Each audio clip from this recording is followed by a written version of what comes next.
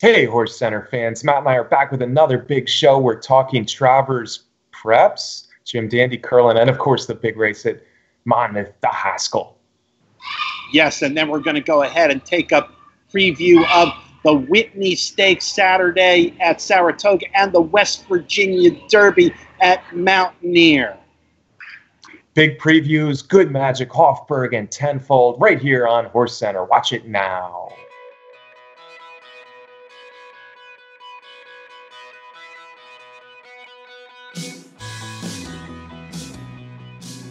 Welcome to another edition of Horse Center, everyone. I am Brian Zipsy, and as always, I have the terrific pleasure of being joined by my co-host to the East Coast. That's Matt Schiffman. How are you today, Matt?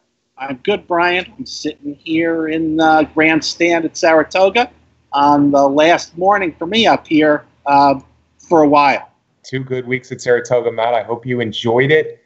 Let's jump right into a busy weekend of racing. Last weekend, the 3-year-old division, Sands Justify, Matt, became a little bit clearer what it's going to look like without the undefeated Triple Crown winner. Let's start on the Jersey Shore, the Haskell.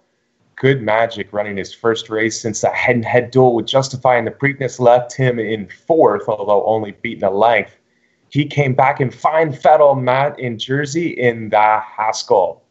Yes, sir, Brian. And I must say, I think that you and I did a pretty good job of predicting the outcome of these races in our show last week. But down at the Haskell, as we expected, we thought that if Good Magic ran his race and was up to snuff, that he should handle the field pretty easily. And that's basically what happened. It was Good Magic stalking right behind the pace, and Bravazzo for Dwayne Lucas was right behind him. And once that early pace setter, who really wasn't a threat in that race, started to back up, it was those two coming around the turn and down the stretch. And Good Magic was able to open up to a comfortable 3-4 length lead and draw and keep that down the stretch. Bravazzo was very game. After the race, Lucas did report that Bravazzo had lost a shoe in the race, but I don't think Bravazzo was going to beat Good Magic last Sunday at Monmouth Park. Yeah, I agree with you, Matt. Although let's get back to our picks, Matt. I take 0 credit, absolutely no credit for picking favorites. We want to pick some horses with odds on this show. Last week we couldn't do it.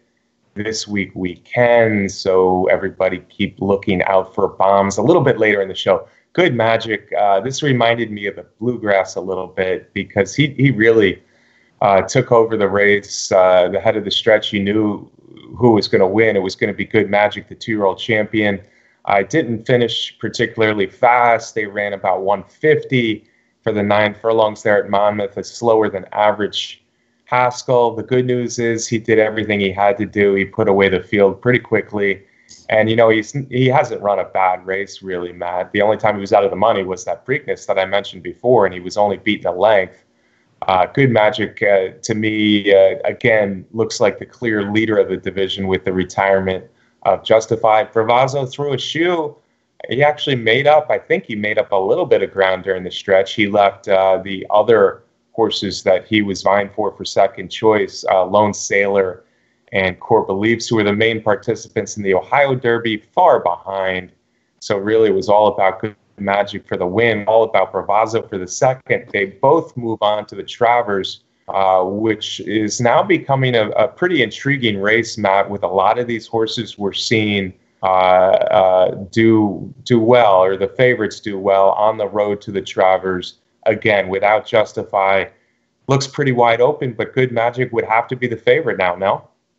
Yeah, and like you said, Brian, the Travers is shaping up to be a really good field with the horses that are winning big races all around, deciding that that's going to be their next race. And I think the bottom line for the Travers handicapper will be, who do we think can get the 10 furlong distance? After the Haskell, I am kind of unsure. It was hard to know what was going on with Good Magic near the wire. Had Jose Ortiz eased him up for the last 100 yards or so, or Was he reaching his limit there? But, we have to remember he did run a good race in the Kentucky Derby. Yeah, I think there are three things we can take out of the Haskell for Good Magic in relation to that 10 furlongs of the Travers. Number one, it seems like in all his races this year, he does look a little bit better at 1 1/8, about 1 1/4 miles. Having said that, he ran on well enough in the Preakness and the Kentucky Derby to think that 1 1/4 miles is well within his scope. So, the Travers distance is a little bit of a question. But on the other hand, if he's best and the rest of this crop is not great, I think that Good Magic might be good enough anyway, even if 1 1/4 miles is not his best distance. The other thing is maybe he just slows down a little bit when the race is over, when he knows he has the race in hand. Because in the Bluegrass, it looked like he could win by a bigger margin, and he didn't. And then in the Haskell, it looked like he could win by a bigger margin, and he didn't. So maybe he's one of those horses that kind of takes it easy after the race is in hand. Either way, the horse to beat in the Travers. He should be favored in the Travers, but I think the horse that won on Friday at Saratoga will get a whole lot of play. Hofburg, still not a graded stakes winner, but this was his first stakes win Friday in the Curlin. Yeah, and that was another instance where it was clear that if Hofburg was ready and ran his good race in good form, that he should be able to handle the field easily. It had rained a great deal, so that put another question mark in there. The track was really sloppy. Hofburg sat way in the back in the beginning of the race, and they took their time for him to make his moves. So you're waiting for some of the race. Did he like the track? What was going to happen? But once Hofburg got rolling, he handled the field easily, came around the turn, drew off, did everything that he was supposed to do in there, and got an easy confidence-building win in there. It is worth noting what you said, Brian. Still hasn't won a graded stakes race. Still is lightly raced compared to some of the others. Hofburg, Bill Mott is one of my favorite trainers for developing a horse over time. Hofburg looks like he may be still on the improve. This was impressive in the Curlin. It was an allowance field, really. Let's say it like it is. It was a wheat field, certainly of the Haskell, the Curlin, and the Jim Dandy, which we're going to talk about next. It was clearly the weakest of the fields. On the other hand, he caught a sloppy track, a speed favoring track, Matt. So for him to rally by and win so easily was impressive. The Son of Tapit is a good-looking horse for Bill Mott, and still lightly raced in the hands of Bill Mott. You would think that he might only get better. 10 furlongs, I don't think, is any question for Hofburg. So like I said, I think he's going to get a lot of play. Sloppy track, the Kentucky Derby was sneaky good. The race he ran, I thought he ran a better race and deserved better than a 7th place finish. Nothing wrong with his Belmont. Maybe he hung a little bit, but I think 10 furlongs certainly well within his scope for the Travers. So for me, it'll be interesting to see. Good Magic's the horse to beat. The division leader with Justify retired. But I think Hofburg, there's a chance still that Hofburg could even go favored or a slight favorite over Good Magic in the Travers. Yeah, it'll be interesting to see how the betting goes in there, Brian. But for sure, Hofburg goes into the column of horses that we're pretty sure can handle the distance of 10 furlongs in the Travers. Agreed. And there's a few of them. Maybe Good Magic isn't the best example of that, but I think there's a few. We have to look at the Chad Brown, the other Chad Brown trainee pointing for the Travers, and that's the European Gronkowski. He's now living in America with trainer Chad Brown, who certainly wants to win the Travers. Chad Brown, a native of up there, and Chad Brown has been a dominant trainer at Saratoga for recent years. So he's got a strong hand in Good Magic and Gronkowski. We need to talk about the Jim Dandy, Matt. I think Gronkowski is one of those horses that could be getting bet a little bit. I don't think that Jim Dandy produced anything that's going to vie for favoritism with Good Magic or Hofburg. But on the other hand, I can't throw out horses like Tenfold, the winner of the Jim Dandy, nor Vino Rosso, who rallied for third. Yeah, Brian, I feel the same way. And we kind of talked about the Jim Dandy last week. we were we both liked Vino Rosso, but at the same time we were both unsure of what we would see on the track from Vino Rosso, and I think we felt that Vino Rosso didn't put all the pieces together, that Tenfold was a serious threat. That's kind of how it played out, but Tenfold got bet quite a bit and went off second choice, but not too far behind Vino Rosso. Tenfold went off at 8-5, which was not the kind of price that I would have liked to have seen on that horse. And as the race played out, it was Flame Away. The always competitive Flame Away was back in better form, with setting the pace with Tenfold right to his outside all the way around the track. In the meantime, Vino Rosso had fallen a good distance behind, 10 or more lengths behind at some point in the race. And as Flame Away and Tenfold battled in the front, Vino Rosso started to make a move, made up a lot of ground, but couldn't sustain it all the way to the wire. Meanwhile, Tenfold was going a little wackadoodle when he got on the lead. Jockey Ricky Santana said that he was distracted by the big video board initially, and I saw that. He got him straightened away. And then coming down the stretch, I thought the Tenfold at some point had enough of the heavy handling from his jockey and really, really jumped away from the stick, kind of like we saw Sporting Chance do last year at Saratoga. But Santana straightened him out, and they had enough to get the wind over the game. Flame Away, Vino Rosso was able to get within a length for third place.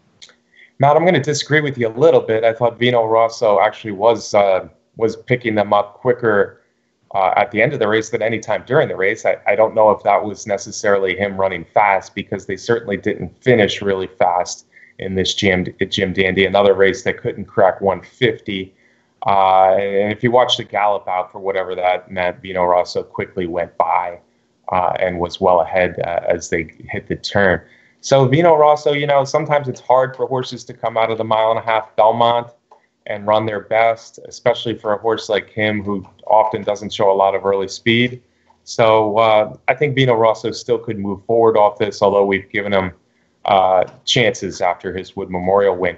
As far as the winner, Tenfold, you're right. It did remind me of the Hopeful a little bit. Last year's Hopeful, maybe not quite as bad as Sporting Chance, but certainly Tenfold ran erratically.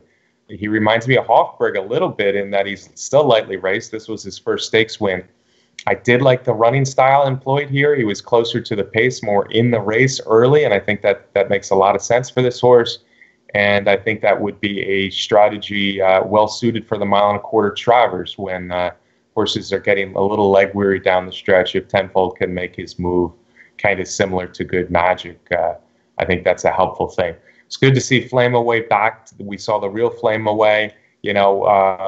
Once again, certainly not the best horse in the race, but a good, solid performance by Flame Away. It looks like Matt Flame Away will not be the Cassie horse, though, that moves on to the Travers, because he's going with the filly, Wonder Gadot, who has dominated the first two legs of the Canadian Triple Crown. Yeah, and I'm sure we're going to talk a great deal more about that as we move on to the Travers. But I think Wonder Gadot is one that we put in the column of can handle 10 furlongs for sure. Right. It makes sense from the Cassie barn as far as Wonder Gadot going really well right now, and certainly more of a 10 furlong horse than Flame Away. Tenfold, Vino Rosso, I think you're going to get some odds on them in the Travers with all the horses to bet. The top two, as we talked about, as the two favorites. Can't throw either of them out. On the other hand, not the most impressive Jim Dandy in the world. There were some big, impressive performances at Saratoga this past weekend. We got to talk about the sprinters a little bit, Matt. The Vanderbilt, actually, Zat's star of the week came from the Vanderbilt. Imperial Hint just rushed by the field in hand. Javi Castellano didn't really need to move much of a muscle on this one, Matt. Imperial Hint, we knew he was one of the top sprinters in the country, but this might have been his most impressive race yet. Last year's Breeders' Cup sprint runner-up. Yeah, that is for sure. And trainer Louis Carnajal was very happy with the result that Javier was able to get Imperial Hint to relax and rate a little bit. And like you said, Brian, it was just visually such an amazing performance, because when Javier asked him to move, which was hard to tell because he hardly moved a muscle in the race, he just flew by those horses and flew down the stretch and opened up to a wide, comfortable margin. I think it was the most impressive performance by any horse at Saratoga this year, and that includes Monomoy Girl. And it produced a very, very, very big speed figure. Yeah, absolutely. Imperial Hint certainly running big like he did last summer. It's interesting, though, that his only poor race really recently was, or in a long time actually, was at Churchill Downs. It came on Derby Day, and he caught a wet track that day, and he kind of battled on the lead that day. So maybe that race can be forgiven a little bit. And he was there early in the stretch, but he backed out of that Churchill Downs sprint. Different distance for the Breeders' Cup Sprint. He looks really good at 6 furlongs. So if I had to pick one horse as the horse to beat right now in the Breeders' Cup Sprint, we don't know exactly what's going to happen as far as who's going to the sprint or other races. Maybe I'm talking about Mind Your Biscuits a little bit. Roy H. was beaten by Ransom at the Moon pretty good. Also last weekend at Del Mar. But if I had to pick one horse as the horse to beat right now for the Breeders' Cup Sprint, it would be Imperial Hint. Yeah, I agree with that, Brian. And his trainer said that he's going to keep him at the 6 furlong distance the rest of the year. Yeah, one more prep. It looks like he'll get one more race in before he comes back to Churchill Downs for the Breeders' Cup Sprint. One of the horses I fully expect him to meet in the Breeders' Cup Sprint, and now I think is a real candidate to win the Breeders' Cup Sprint, Matt, Dale Roman's charge, Promises Fulfilled. Promises Fulfilled, of course, had his breakout performance when he won the Fountain of Youth earlier this year, beating, among others, Good Magic. It certainly looks like, though, he's found a home sprinting, and this was really impressive and a little bit different than we've seen Promises Fulfilled run all year long. Yes, and I guess Dale Romans had a little bit of a decision before the race about whether to keep Promises Fulfilled sprinting or to send him into the Jim Dandy, and I'm sure Romans is really happy at this point that he kept him sprinting, because he too ran a big race in the Amsterdam and drew off to a big margin of victory, and also equaled the speed figure of Imperial Hint. Yeah, and I think he was beating a good horse. It was a pretty decent field here in the Amsterdam, but I think Engage actually ran quite a good race. 1:15 for the 6.5 furlongs. Promises Fulfilled just wasn't coming back. Love the fact that it was at 6.5 furlongs. Love the fact that it looked like he didn't absolutely need to be on the lead. And, back sprinting, Promises Fulfilled, the son of Shackelford, looks like the real deal. He's run at Churchill Downs before. I think, obviously, Romans has his barn at Churchill Downs. I expect big things now out of Promises Fulfilled moving forward, both this year and beyond. Really talented horse, and keep him at one turn, Dale, because that's his game, and looked awfully good in the Amsterdam.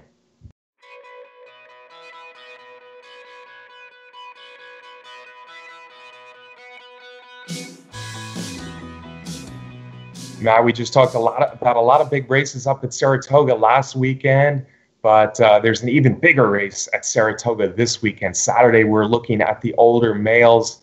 Still a very wide open division. The best handicap horse in the country, we're not sure who it is. West Coast hasn't run for a while. Accelerate is getting ready for the Pacific Classic. But on the meantime, the Grade 1 Whitney, the $1.25 million Whitney, has drawn a very interesting of older males going 9 furlongs Saturday at Saratoga.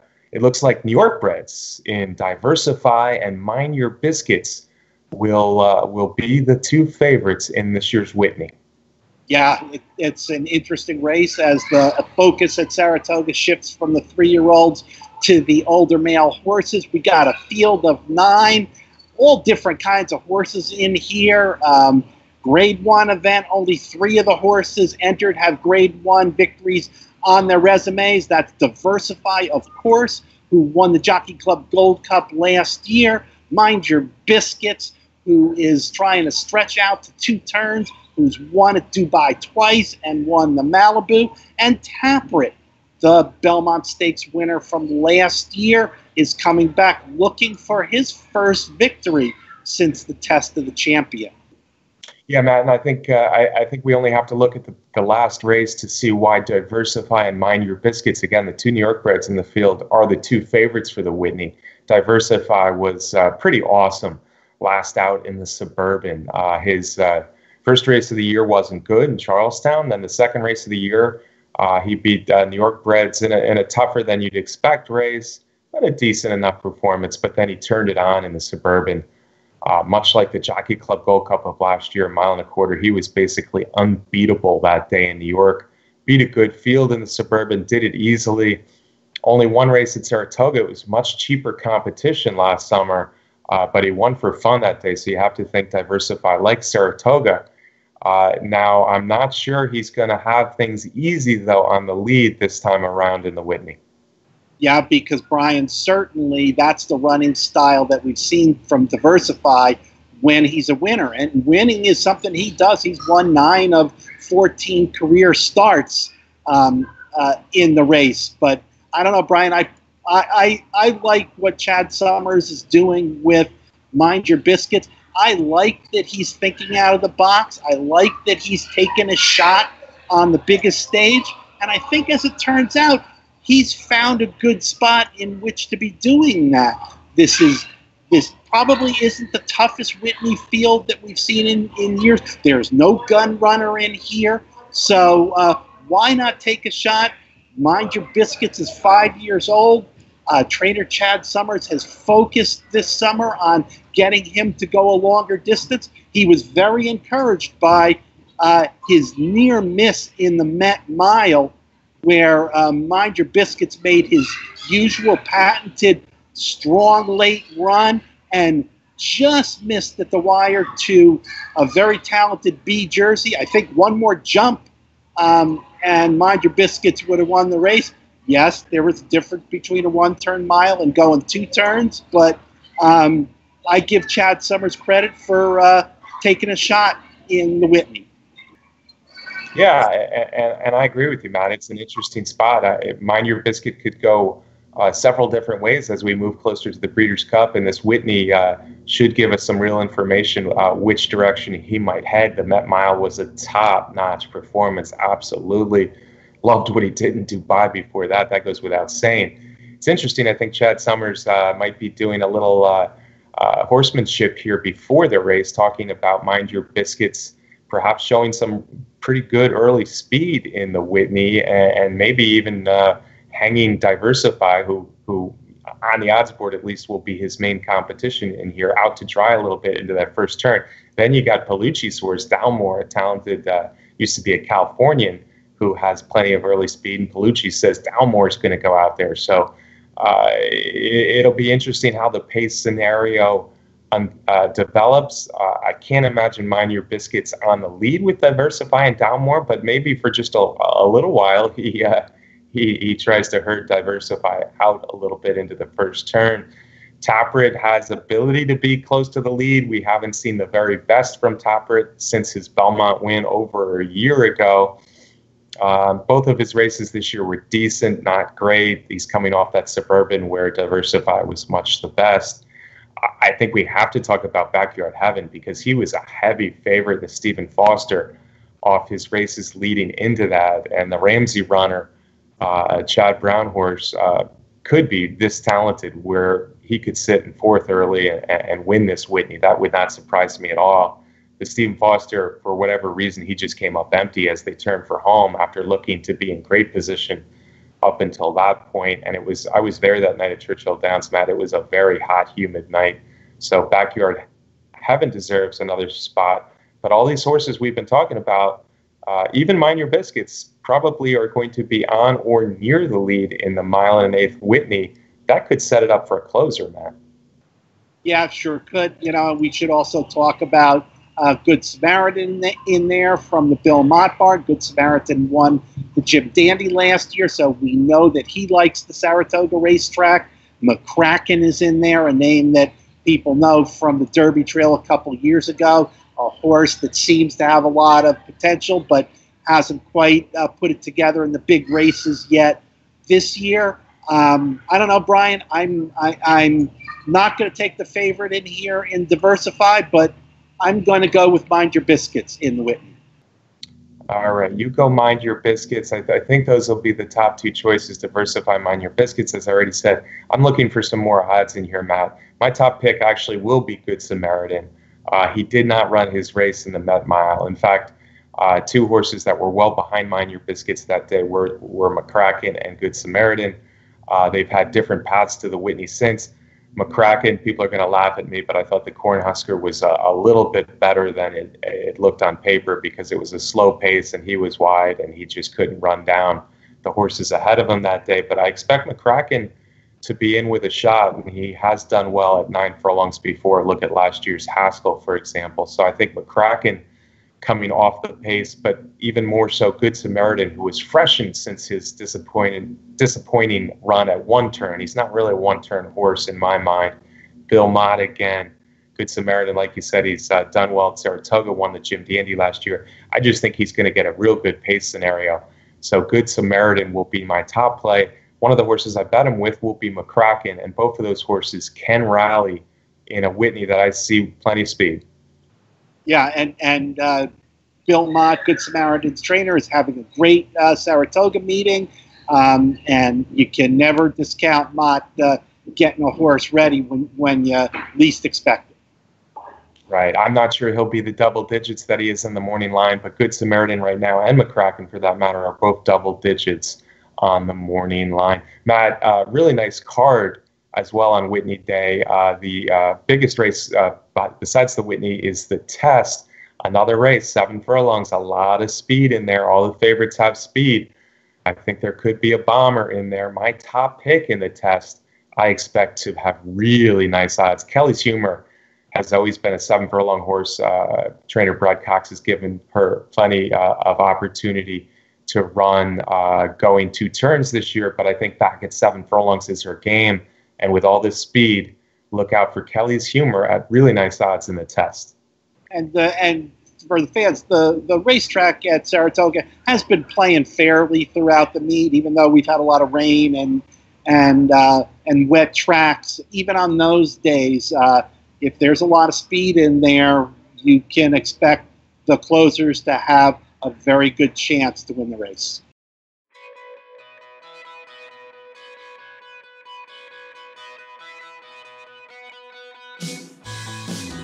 Hey, Matt, the Whitney is certainly the headliner of Saturday's big day of racing, but there's another little track in western West Virginia that I've been to. I've been there for the West Virginia Derby before, Matt. This year's West Virginia Derby is Saturday, and I don't know if we're going to have any serious contenders for the Travers come out of Mountaineer on Saturday, but on the other hand, an interesting little race here at Mountaineer with the top two Once on Whiskey and Draft Pick coming out of an exciting finish in the Los Alamitos Derby. Yeah, the West Virginia Derby at Mountaineer drew a field of 9, and why not? There's a $500,000 purse in there. They should draw some 3-year-olds in there. And most of the field comes from the Los Al Derby and the Iowa Derby. We've got the winners and the second place horses of both of those in there. The Los Al Derby was interesting because Once on Whiskey, for most of the race, was at the back of the pack and started to make a move, coming around the turn, was gaining kind of slowly, and it was one of those races in the stretch where I didn't really think that Once on Whiskey was going to get there, but slowly but steadily made his move and got the lead as they approached the wire. I don't know, Brian. I wasn't real impressed with the way the stretch run played out in there. So I might be leaning to horses that came out of the Iowa Derby, or for that matter, Rugby Man. which comes from the barn of Graham Motion, who was second in the Easy Goer. Yeah, I like the horses out of Los Al, Matt. I think they do have a little bit of class edge here, and they're both interesting for different reasons. Once on Whiskey, that was his first time around 2 turns when he won the Los Al Derby. Talented runner, son of Bodemeister for Bob Baffert. And yeah, he kicked it in late to get Draft Pick, but I think Draft Pick had done some hard work in putting away Axeman and then opening up.